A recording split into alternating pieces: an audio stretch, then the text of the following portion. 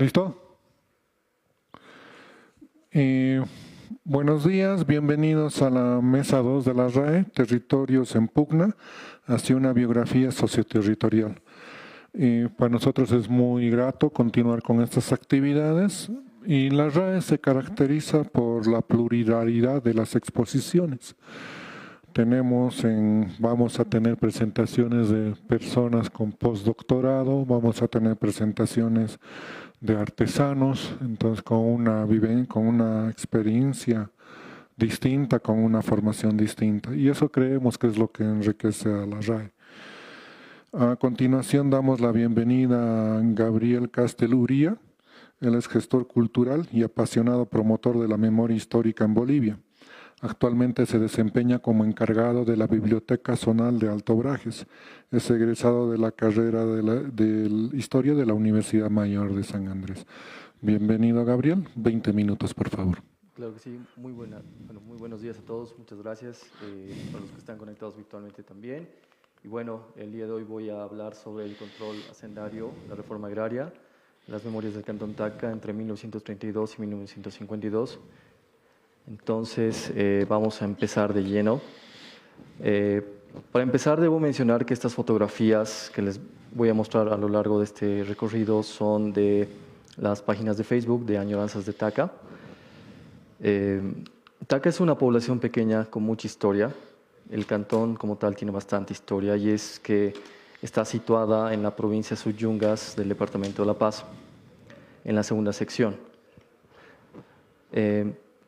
Actualmente para llegar a esta población toma 7 horas por camino carretero y el cantón que estamos estudiando a continuación en el tiempo histórico, hablándolo así, era un asiento incaico desde el punto de vista de Patricia Di Cosmo, por ejemplo, que hace un estudio precolonial, ¿no? Prehispánico al respecto, y los estudios ya republicanos nos llevan a 1843 y 44.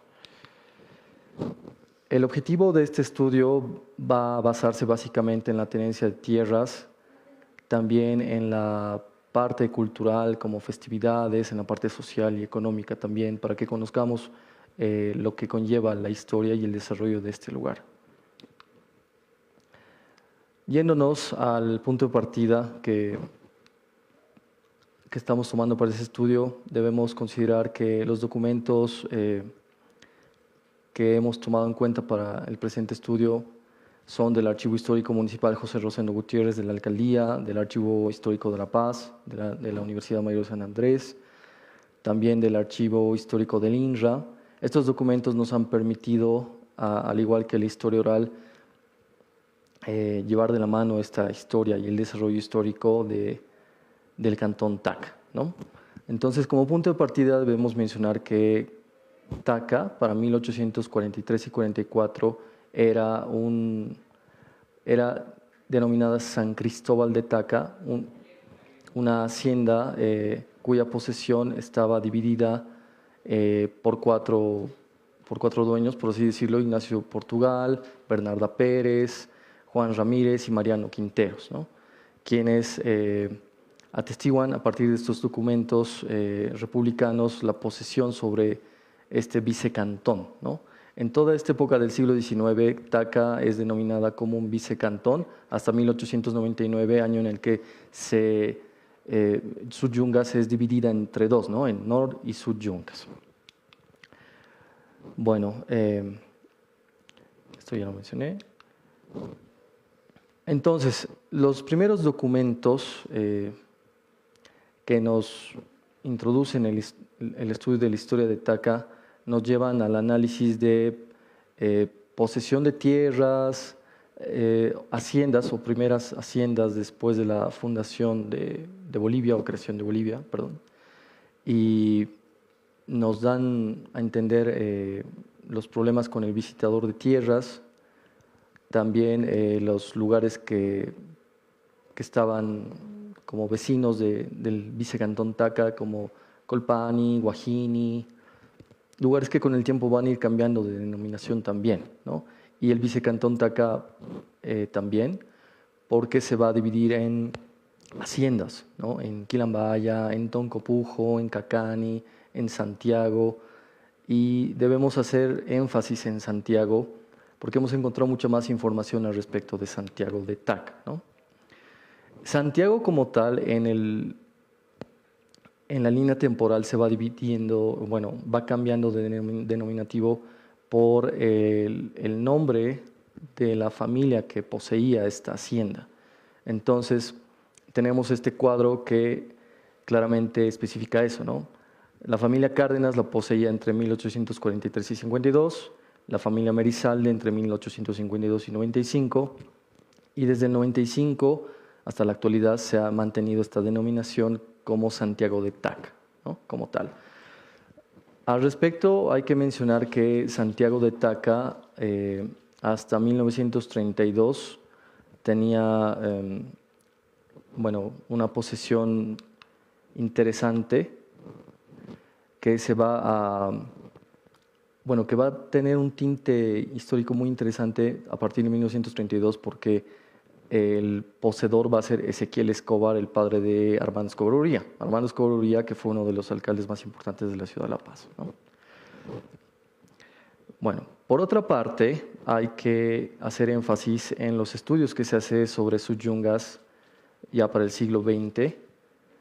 Algo que hay que matizar y tomar muy en cuenta es que para los estudios agrarios de varias poblaciones no hay mucha información. En el caso del cantón Taca, básicamente se debe a que uno es la lejanía, ¿no? Para el siglo XX llegar a Taca era por camino de herradura, ¿no? Por mula, por caballo, tomaba mucho tiempo llegar hasta Taca. Se usaba la ruta de Palca, Río Bajo, y se tardaba mucho tiempo, alrededor de un día y medio en llegar. Recién para 1968 es que ya se desarrolló el otro camino carretero que involucra a Bolsa Negra, a Terríos, Pariguaya, Lambate. Y bueno, ahora quiero mencionar este cuadro que tenemos a continuación, que José Agustín Morales nos da la información pertinente. Y bueno, habla básicamente del desarrollo de las haciendas en el siglo XX en el cantón Taca. Ya las habíamos mencionado en el siglo XIX, pero ya en el siglo XX tenemos un poco más de información a partir del estudio de José Agustín Morales, pero también a partir de los documentos encontrados en el Archivo de La Paz, que enriquecen el estudio que estamos realizando, ¿no?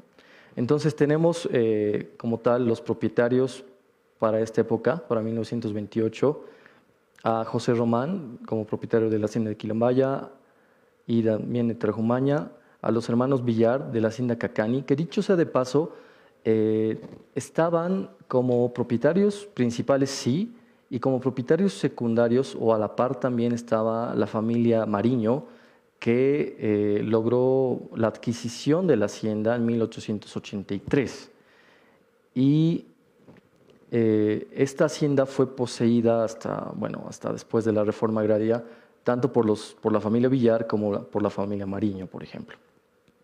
En el caso de Toncopujo, los hermanos Rocabado, uno de ellos que tiene una historia muy, muy peculiar, de hecho que para ahondarla podemos consultar los estudios realizados por Guimer Zambrana, por ejemplo, en el que uno de ellos tiene una historia de amor y de guerra con la guerra del Chaco y conoce una paraguaya, pero esa es otra historia, ¿no? Y luego el dueño de Santiago, que va a ser José Yanguas, hasta mediados de los 30, en el que, como bien mencionado, Ezequiel Escobar va a adquirir la hacienda de Santiago. Respecto a las haciendas de Suyungas, debemos tomar en cuenta que Taca es una población, o bueno, un cantón muy pequeño en comparación a otras que tenemos, por ejemplo, Chulmani, Tacna, Chirca. Y aquí también hay que relacionar lo siguiente, ¿no? Los dueños anteriormente mencionados en el anterior cuadro tenían también haciendas o eran poseedores de haciendas en otros cantones. Por ejemplo, los hermanos Rocabado tenían posesiones también en Chirca. El mismo Ezequiel Escobar, por ejemplo, tenía su primera propiedad era la de Ocobaya, por ejemplo, y esto le va a permitir en el tiempo hacer un nexo comercial entre Ocobaya y Santiago de Taca, ¿no? En Ocobaya, por ejemplo, se producía palta, entonces hacían un intercambio de productos que después va a ser muy importante para el nexo comercial, que posteriormente lo voy a describir. Respecto a las haciendas, bueno, esto ya lo habíamos mencionado también. Respecto a la economía y a la vialidad, precisamente lo que estábamos mencionando hasta hace poco, los caminos carreteros recién se desarrollan más para 1968, cuando Armando Escobar está como alcalde de La Paz. De hecho, Armando Escobar Uría impulsó mucho a que los pobladores de Suyungas, pero en especial los de Ocobaya y de Taca, trabajaran en la municipalidad. Entonces, él realizó mucho por la parte vial o para la parte de desarrollo vial del Cantón Taca, ¿no? Como había mencionado, había mucha dificultad en el transporte de productos, al no haber un buen desarrollo del camino carretero, el cual va a terminar mejorando para inicios del siglo XXI, con el servicio de caminos, ¿no? Que actualmente es la ABC. Respecto a la minería, volvemos nuevamente con el estudio de Morales. Hubo minería en el Cantón Taca. Actualmente se está tratando de retomar esto, pero es importante porque por mucho tiempo, por ejemplo, la minería en el Cantón Taca fue dejada de lado y más se centró en el aspecto agrícola. Al ser un cantón cuya producción se especializó en habas, maíz, papas, se centró mucho en eso, teniendo un excedente bastante amplio y permitiéndole comerciar todo este excedente en el Mercado Rodríguez, con Irupana, y se volvió un nexo comercial muy importante. Volviendo al aspecto minero, debemos tomar en cuenta las concesiones mineras en Taca como Hulquipata, Dionisia, La Delita y bueno, cuya producción se basó básicamente en plata, wolfram, plomo y estaño. Esto ya lo había mencionado. Y referente a la vida social, debemos mencionar 3 festividades, ¿no? La del 16 de julio, la del 25 de julio y la del 3 de mayo. Siendo en la actualidad la más importante la del 3 de mayo, que es la fiesta de los residentes de Taca.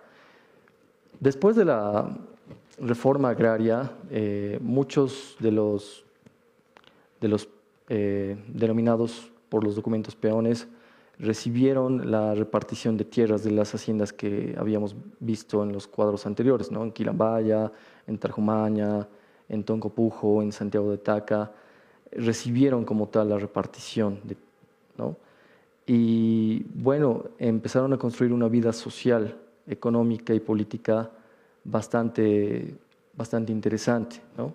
Pero también con el tiempo muchos de los pobladores migraron a la ciudad de La Paz y en la actualidad esta fiesta, la del 3 de mayo, se ha vuelto la más importante porque todos los residentes de la ciudad de La Paz o de otros puntos del país o de otros países se reúnen este 3 de mayo, realizan una fiesta.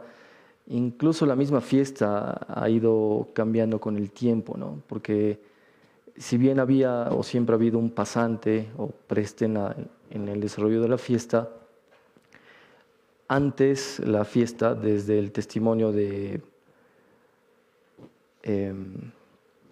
por ejemplo, desde los testimonios orales que hemos tenido, debemos mencionar que antes se hacía detonar dinamita a las 6 de la mañana para avisar a los pobladores vecinos que la fiesta estaba comenzando. Y cuando se servía la comida, se servía a todos.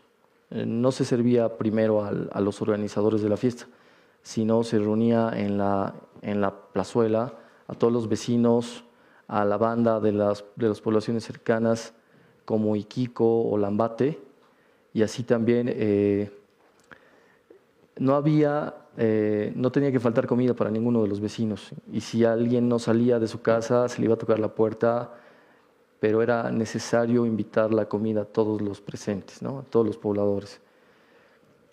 Otra cosa interesante de las festividades es que la iglesia antigua, la de Taca, sigue todavía en la población, se ha mantenido.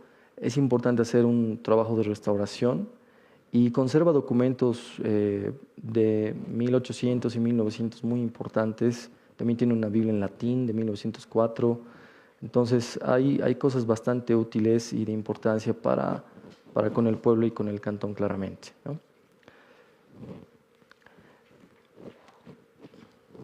Finalmente, antes de llegar a la conclusión, quiero abordar el tema de la educación.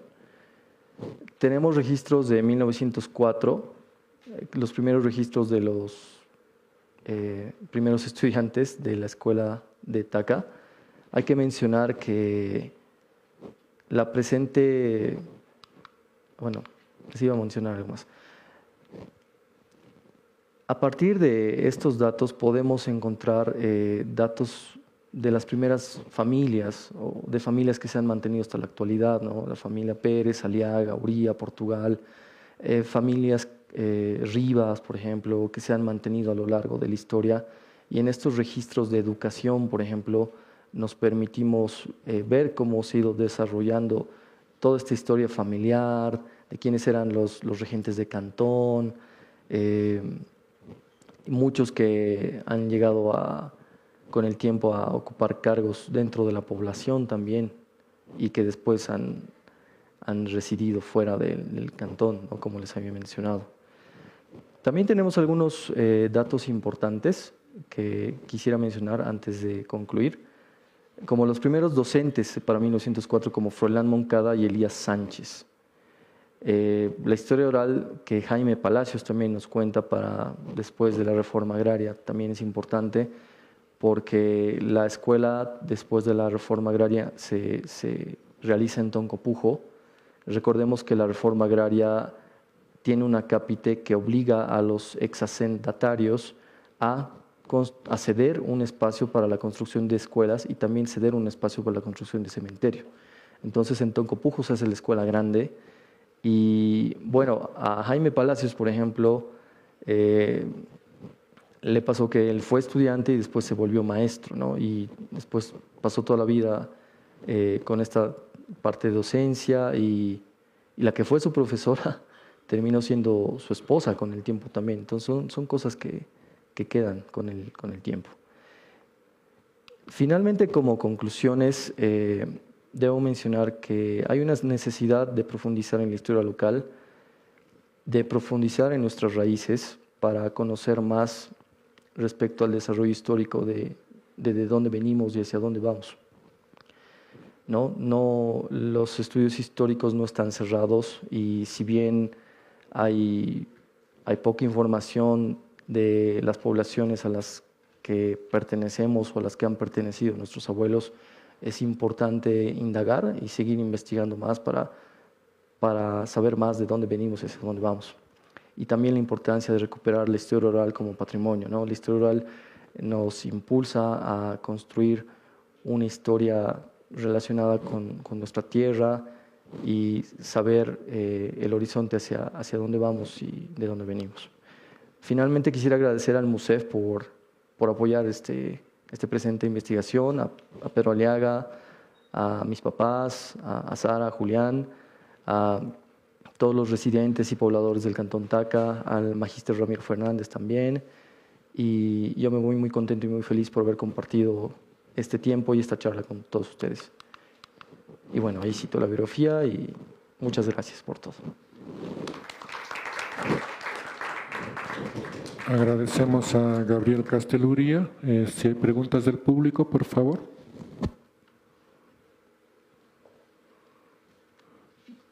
Sí, mencionabas que has utilizado los archivos del INRA, ¿no? ¿Y qué tan accesible es esa información y qué ¿Qué tipo de información se puede procesar a partir de ahí, más allá de la tenencia de la tierra o de las titulaciones de tierra?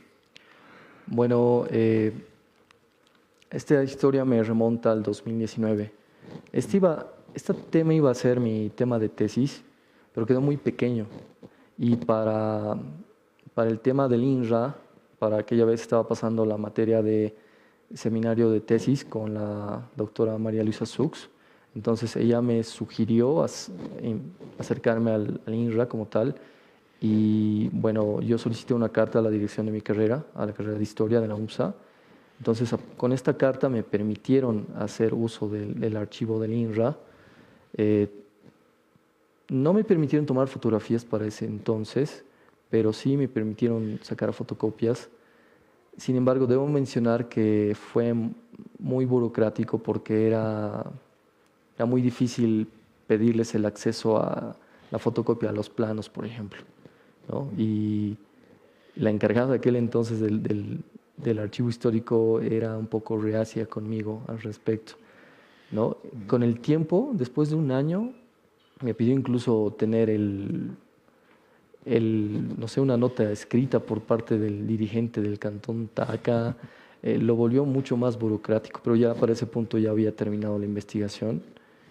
Pero esto me queda como reflexión para que no hagamos esto, ¿no? Como servidores públicos debemos aperturar la información y acceso, ¿no?, a la información, porque conocer de la historia de nuestra tierra, de nuestros orígenes, es un derecho que todos merecemos, que todos debemos tener.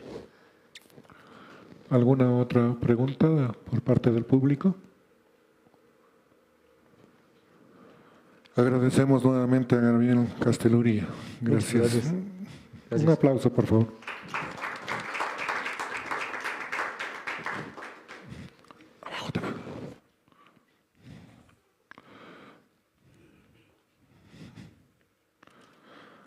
A continuación, invitamos a la doctora